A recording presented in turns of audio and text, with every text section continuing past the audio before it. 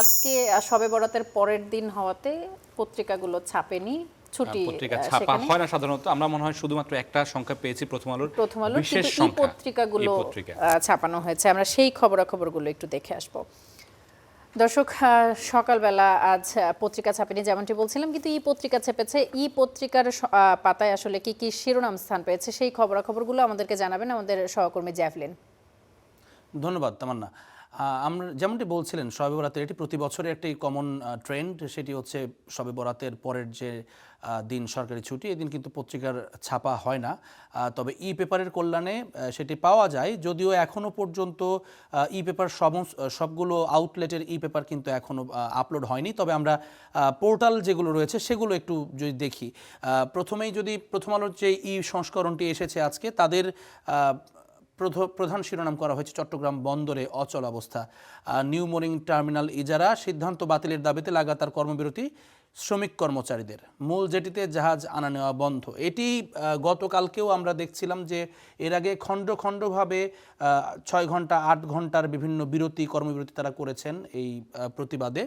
যে চট্টগ্রাম বন্দরটি ইজারা দেওয়ার যে কথাটি হচ্ছে সেটি এখনও চূড়ান্ত হয়নি যদিও, তবে সেটি আটকানোর জন্য তারা এই কর্মবিরতিটি কর্মসূচি পালন করছেন।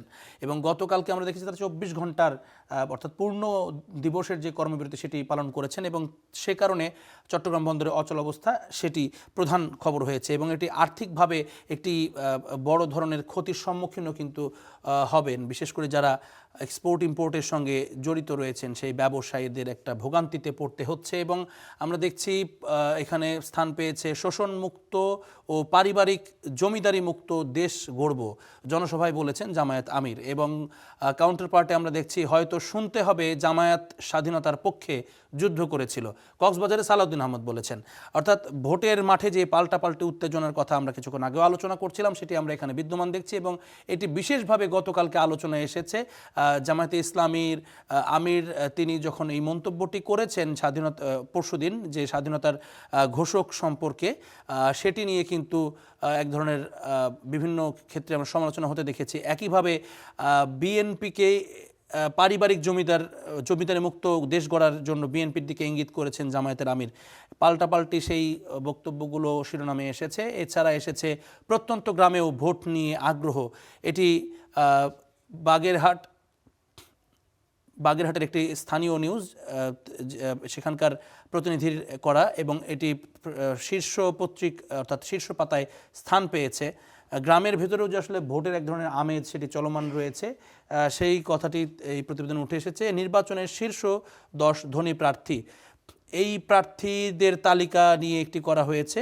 প্রার্থীদের মধ্যে অন্তত 26 জন শত কোটি টাকার মালিক, স্থাবর ও অস্থাবর সম্পদের বাজার মূল্য অনুযায়ী কোটিপতি প্রার্থী 891 জন। অর্থাৎ এটি বিশাল বড় একটি সংখ্যার কথা বলা হচ্ছে। এবং নির্বাচনে যারা যেই ধনের পরিমাণ বা সম্পদের পরিমাণ, সেই সম্পদের পরিমাণটি কিন্তু আপনি জানেন যে হচ্ছে নির্বাচনের যেই কমিশন তাদের কাছে জমা দিতে হয়, এবং পরবর্তীতে এই সম্পদের বিবরণী, আর্থিক বিবরণী, এটি কিন্তু বিভিন্নভাবে তার যে ট্রান্সপারেন্সি সেটি প্রকাশ করার জন্য মূলত এই তালিকাটি রাখা হয়। এছাড়া আছে র্যাবের নতুন নাম SIF, বদলাবে পোশাকও। এটি একটি গতকালকে গুরুত্বপূর্ণ একটি অংশ জুড়ে ছিল খবরের পাতায়, এবং আমরা দেখছি আজকেও সেটি প্রথম আলোর এই ই পেপারের শিরোনামে না থাকলেও প্রথম পাতায় এটি স্থান পেয়েছে। কেননা অত্যন্ত গুরুত্বপূর্ণ, র্যাবকে ঘিরে বিভিন্ন ধরনের অতীতে যে সমালোচনা রয়েছে সেটির জায়গা থেকে এর একটি সংস্করণ দরকার ছিল। সেটি এক পদক্ষেপ হিসেবে আমরা দেখছি যে SIF তাদের নামকরণ করা হয়েছে। এবং গতকালকে আমরা দেখেছি যে স্টার নিউজের একটি সাক্ষাৎকারে সেখানে র্যাবের যিনি ডিজি রয়েছেন, মহাপরিচালক, তিনি বলেছেন অতীতে যেভাবে ম্যানিপুলেট করা হয়েছে কিংবা নির্বাচনে র্যাবকে ব্যবহার করা হয়েছে সেই জায়গাতে তারা এখন আর কোনো আপোষ করবেন না। দেশের স্বার্থে র্যাবের ঠিক যেই কাজটি করা বা SIF-এর ঠিক যেই কাজটি করা উচিত সেটি তারা করবেন। আমরা এখন যদি অন্যান্য পেপার না ঠিক, আমরা অন্যান্য অনলাইনে যদি যে একটু ঘুরে আসি, দেখতে পাচ্ছি এখানে আমার দেশের পোর্টালে একেবারে লিড নিউজে এই মুহূর্তে আছে শেরপুর 3 আসনের জামায়াত প্রার্থীর ইন্তেকাল।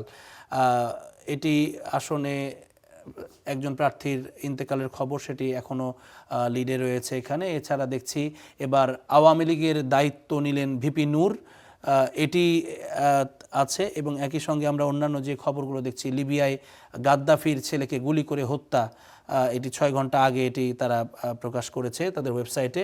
একই সঙ্গে দেখি জামায়াত আমিরের এক্স অ্যাকাউন্ট হ্যাক, বঙ্গভবনের কর্মকর্তা আটক, এটিও অত্যন্ত গতকালকে আলোচনার কেন্দ্রে ছিল। এবং প্রধানমন্ত্রী হওয়ার দৌড়ে এগিয়ে তারেক রহমান, এই শীর্ষক আরও একটি সংবাদ আমরা দেখছি আমরা দেশের অনলাইন পোর্টালে শুরুর দিকেই সেটি রয়েছে।